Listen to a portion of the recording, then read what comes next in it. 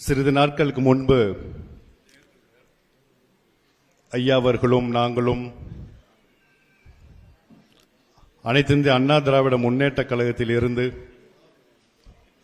அண்ணா கண்ட இயக்கமான திராவிட முன்னேற்ற கழகத்தில் நம்மளுடைய முதலமைச்சர் தளபதி அவர்களுடைய தலைமையில் நாங்கள் இணைஞ்சோம். என்ன காரணத்துக்காக நாங்கள் திராவிட முன்னேற்ற கழகத்தில் இணைந்தோம் என்றால், இந்த ஆண்டிப்பட்டி சட்டமன்ற தொகுதி ஒரு வரலாற்றில் இடம்பெற்றிருக்கக்கூடிய தொகுதி. நமது புரட்சித் தலைவர் பொன்மனச்செம்மல் எம்ஜிஆர் அவர்களை முதலமைச்சராக அரியணையில் அமர்த்திய தொகுதி. அதே மாதிரி மாண்புமிகு புரட்சித் தலைவி அம்மா அவர்களையும் முதலமைச்சராக அரியணையில் அமர்த்தின தொகுதி. இந்த சிறப்பு வாய்ந்த இந்த ஆண்டிப்பட்டி சட்டமன்ற தொகுதியில் நான் இதை சொல்லியே ஆகணும். ஏனென்று சொன்னால், புரட்சித் தலைவர் அந்த இயக்கம் அண்ணா பேரை வச்சு திராவிட முன்னேற்ற கழகம் என்ற அந்த இயக்கத்தை ஆரம்பித்தது நம்மளுடைய அம்மா, நம்மளுடைய திராவிட சித்தாந்தத்திற்கு உண்டான கொள்கைகளை தமிழகத்தில் நிலைநாட்டப்பட வேண்டும் என்ற ஒரு காரணத்துக்காக.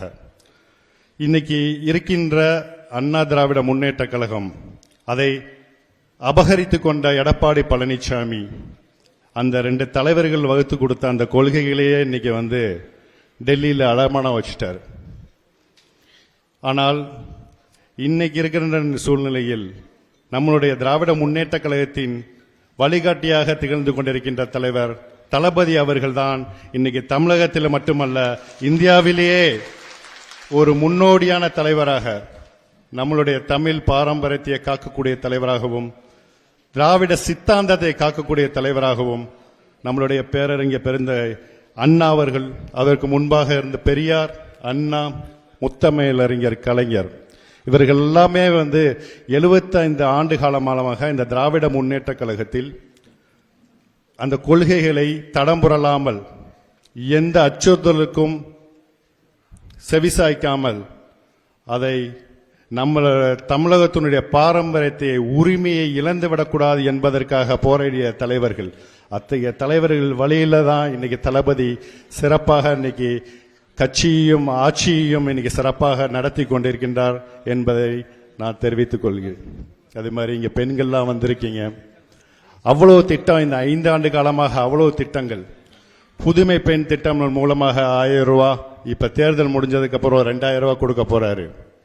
அதே மாதிரி படிக்கின்ற மாணவ மாணவிகளுக்கு 1000 ரூபாய். அதே மாதிரி தமிழ் புதவன் திட்டத்தின் மூலமா படிக்கின்ற கிட்டத்தட்ட 3 லட்சம் மாணவர்களுக்கு 1000 ரூபாய் கொடுக்கிறாரு படிக்கிறதுக்காக. ஸோ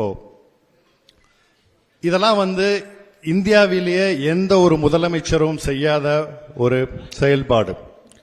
இவ்வளவு திட்டங்களையும் நம்மளுடைய தளபதி சாதாரணமா சும்மா செஞ்சிடல. இன்னைக்கு அதிமுகவை அபகரித்து கொண்ட எடப்பாடி பழனிசாமி இன்னைக்கு கூட்டணி பேச்சுவார்த்தையை நடத்தினா கூட அவர் எங்க போறாருன்னா டெல்லியில போய் உட்கார்ந்து தான் பேசுறாரு.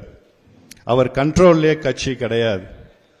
ஆனால் இன்னைக்கு திராவிட முன்னேற்ற கழகத்தினுடைய கூட்டணி வலிமையான கூட்டணியாக இருக்கின்றது. நம்மளுடைய தளபதி அவர்களுடைய தலைமையில் யார் கூட்டணி சம்பந்தமா பேசினாலும் அறிவாலயத்துக்கு வந்துதான் அவர்கள் கூட்டணியை பேசி சுமூகமாக அந்த கூட்டணி வெற்றி கூட்டணியாக இன்னைக்கு தளபதி அவர்கள் வழிநடத்தி கொண்டிருக்கின்றார்.